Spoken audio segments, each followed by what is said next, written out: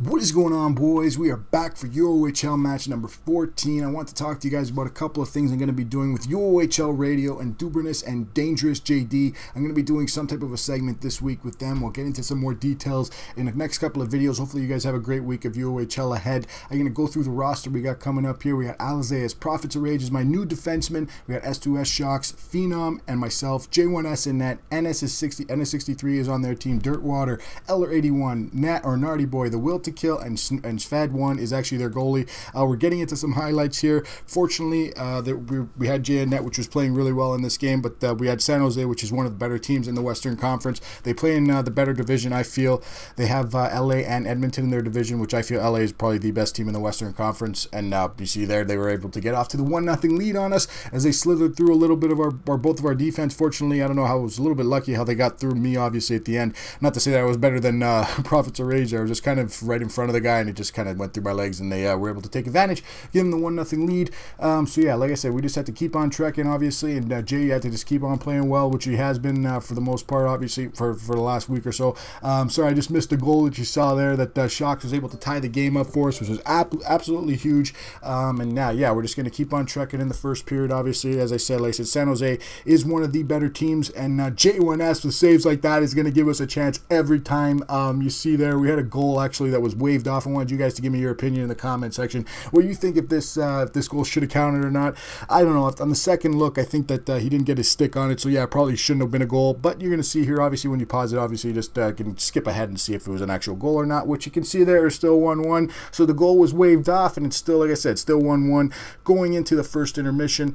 Yeah, you know what? Like I said, the shots were pretty close. The time on attack was a little bit off, but there wasn't too much time on attack for either side. Well, obviously a lot less for us, but at the same time, like I said, we're still in the game. It was 1-1. It was great to see. Steve here was able to bury it as the goalie came out with a poke check, and he was able to go to the right or go to the left and throw it upstairs, giving us the 2-1 advantage, negating or getting rid of that goal that was disallowed, which was great for us as we just kept on trekking along, man. Like I said, if we can get a victory against San Jose, it would actually be 4 wins in 5 games for us. I wanted to talk a little bit about at the end of the team, or the end of the video. I'll let you guys know some of the changes that we had to make to the roster. We had a couple of guys that had to be moved. We actually had Cammy that had to move on. He asked because he wanted to change his position to goalie, and you see there, unfortunately, they buried it past J1S, which is our current goalie. They snuck that little play. They did that play a couple of times off the face-off, and unfortunately, we were able to bury it. We were able to pick it up as the game went on, and you see this little sneaky goal. I just threw it on the point. I was actually trying to go on my forehand, but it stayed on my backhand, and it just went right along the ice, and sometimes those go in. You get a lucky bounce every once in a while, which is great for me, getting us off the snide there and keeping the advantage for us, obviously, which is great, 3-2. And yeah, unfortunately, we just had to watch on these little plays where we were getting the shot blocked a little bit, which was unfortunate. But you see, Jay was bailing us out, as he has a lot of the other situations, as G-Man has this last couple of weeks. But G-Man was out of town, so we had to put Jay, obviously, for most of the games, and which was great because we had him playing great, and Steve burying goals like this one, giving us the 4-2 advantage in the second period. Was obviously great for us. Like I said, if we can finish this week off great, that would obviously be huge, or finish this week off above 500, which would be great. And like I said, climb us back into a playoff spot in our first year in the UOHL, in the NHL, the UOHL anyways. As you can see here, we had another big chance there for the net that unfortunately I didn't get too much on. The goalie was able to get his glove on it, and yeah, we're able to keep on trekking along and just keep on getting shots. Steve able to slither through their deep end and get a nice shot off. Unfortunately, could not bury it, but you know what? We just, like I said, we were moving the puck okay. We just had a couple of situations like this. We were just, we had bad luck, or we just weren't making the right decision, and we had the shot blocked, fortunately, as you saw there, and they came down and cut the deficit to 1 with, or after 2 periods. As you see there, the shots were still pretty close. The time on attack was still off, obviously, but like I said, we just got to set it up more. We just got to get that in our heads, obviously, that's the way we're going to play. But at the same time, if we're winning games, that's what you got to do, right? But you see there, we weren't able to hold them off in the third period, as they were able to come on in and tie the game at 4 with that nice little shot above or over Jay's glove. But you know what it is? We just, like I said, it was just San Jose was a great team, and Jay was making saves like that, keeping us in the game. Obviously, without him, I don't think it would have been 4-4. But at the same time, like I said, we were playing as well as we could in front of them. Like I said, playing a decent team like San Jose, we're getting some bounces like that. We were obviously missing some of our fair share of chances, as you guys have seen throughout the game. Obviously, I think they had the better fair share of chances of, in tight, obviously, chances. But at the same time, like I said, the score's still 4-4, and that's the main thing. As you guys have learned through the way I play the game and through the way that we play the game, obviously, that's just a matter of getting the win. That's the main thing. Getting more goals at the end of the game, that's all that matters.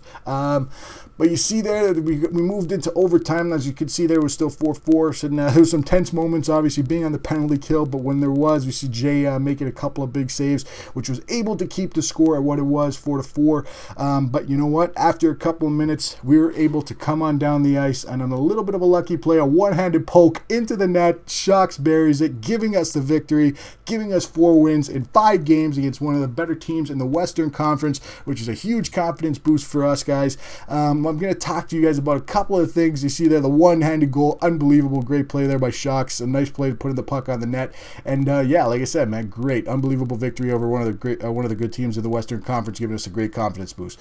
But a couple of the roster moves that we had to do. Cammy actually wanted to change his regular position to goalie, and would kind of wouldn't have been easy to get him enough games during the week, even though he is a good goalie. We didn't want to take away from the guys that have been playing well for us, obviously, and he's a good guy, so we wanted to still keep him playing. He actually got traded to Winnipeg. He's playing with his buddy, which is actually in my GM Connected League. If you guys watched that first game, it's the boss. He's actually the GM of that team, if you want to check that out. And we actually had our Armageddon has moved on to another team, and Recon Deity. We got a couple of new guys. We got Longton, and we have a couple other new guys actually on our team. We have McStaggers, that's also a forward, and Banger's also a forward. And we have Prophets of Rage, which you guys saw in this game, is my defense partner.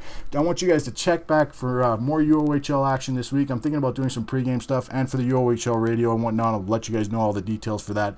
But yeah, like I said, check back for more stuff. GM Connected, all that good stuff, man. Follow me on Twitter at Vinnie Keys 19, on Facebook, Vinnie Keys. You can check me out, and yeah, you get all the updates all the time. All right, guys, we'll talk to you soon. It's your man Vinnie Keys. Peace out.